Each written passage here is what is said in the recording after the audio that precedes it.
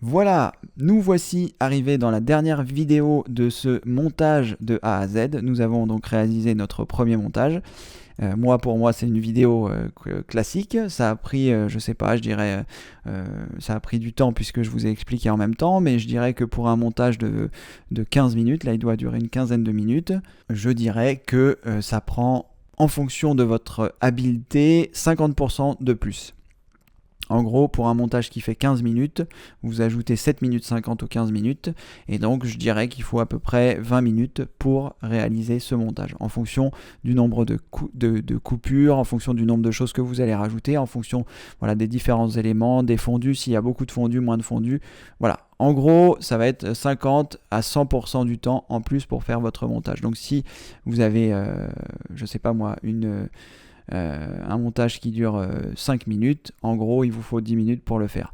C'est pas tout à fait vrai si vous n'avez pas bien préparé vos éléments ou si vous avez des éléments plus complexes. Moi ici c'est très simple, ce sont juste des transitions, mais si vous avez beaucoup de vidéos qui s'enchaînent, si vous avez beaucoup de coupures, enfin de choses, vous passez d'un plan à un autre, là il faudra faire vos sélections, et si vous n'avez pas bien préparé votre travail, ça peut être beaucoup plus long. Il m'est arrivé de faire des vidéos qui durent 3 minutes, et ça m'a pris 10 heures pour le faire. Alors j'avais pas les connaissances que j'ai aujourd'hui, je pense que j'irai plus vite, mais malgré tout, voilà, c'était plein de choses à ajouter, plein d'images qui faisaient des transitions, etc. Donc voilà, vous pouvez aussi passer 10 heures sur un montage qui fait 3 minutes. Ça n'a pas vraiment d'importance, tout dépend de ce que vous allez faire. Donc ici, nous allons voir la dernière étape qui est le rendu. Donc le rendu, c'est quoi? Eh bien, nous allons simplement faire la combinaison de touches CTRL plus M pour lancer la fenêtre du rendu. Enfin, en théorie, parce que là, ça n'a pas l'air de fonctionner, ou alors peut-être que c'est un petit peu long, ou peut-être que le raccourci clavier a changé, et auquel cas, il va falloir que je le retrouve. CTRL M, est-ce que c'est bon? Non, c'est pas bon. Alors, eh bien, ça tombe bien, comme ça, vous allez pouvoir voir à quel endroit ça se trouve. On va le chercher ensemble, puisque je connaissais le raccourci clavier, mais que je ne sais pas exactement où ça se trouve. Est-ce que ça va être dans la séquence? Réglage de la séquence, non. Ça va être rendu des effets à l'entrée et à la sortie, non plus.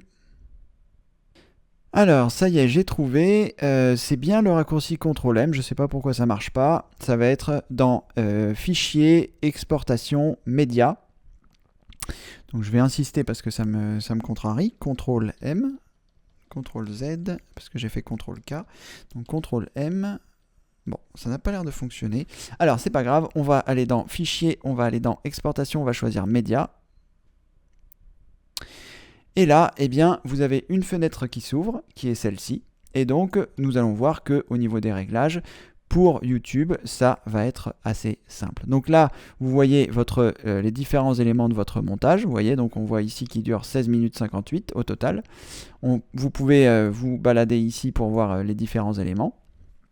Et ensuite, nous allons choisir ici le nom de sortie du fichier. Donc je vais sélectionner ici.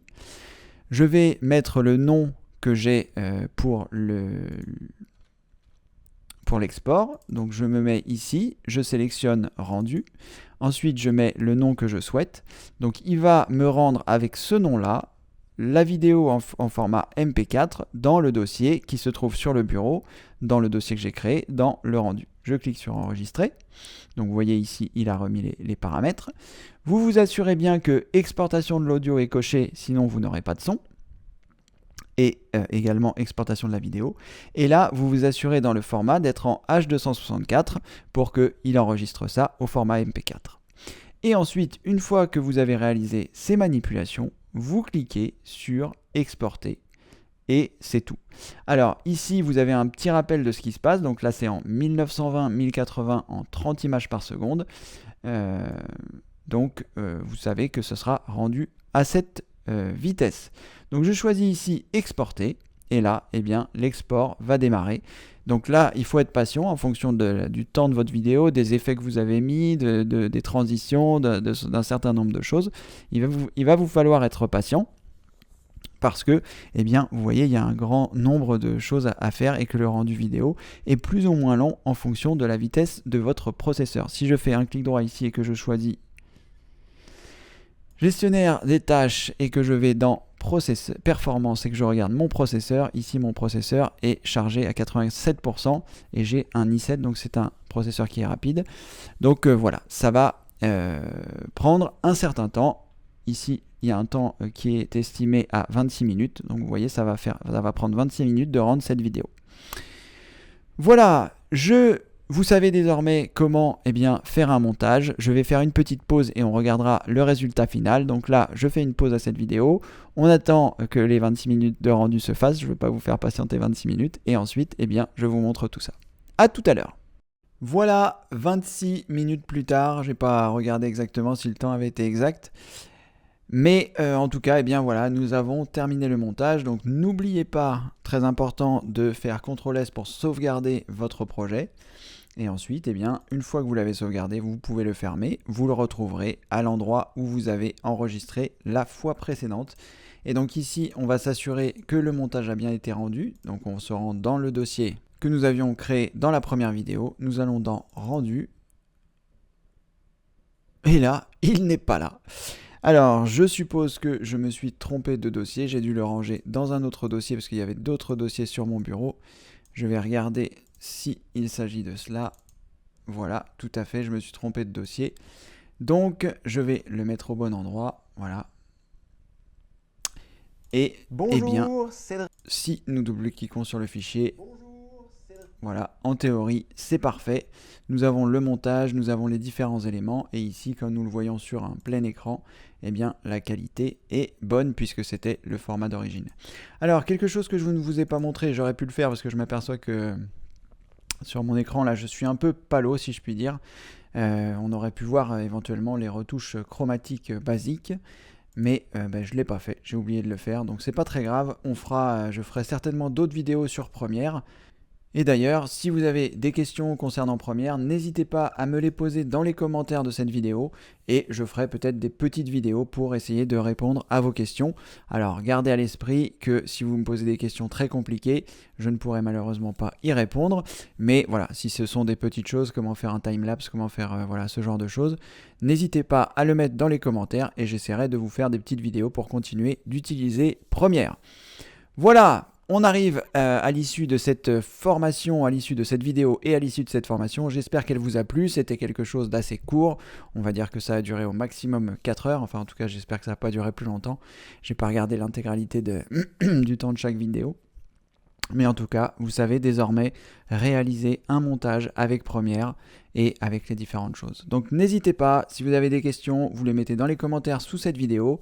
Et puis voilà. Si cette vidéo vous a plu, n'hésitez pas à la partager, n'hésitez pas à la liker, n'hésitez pas à commenter.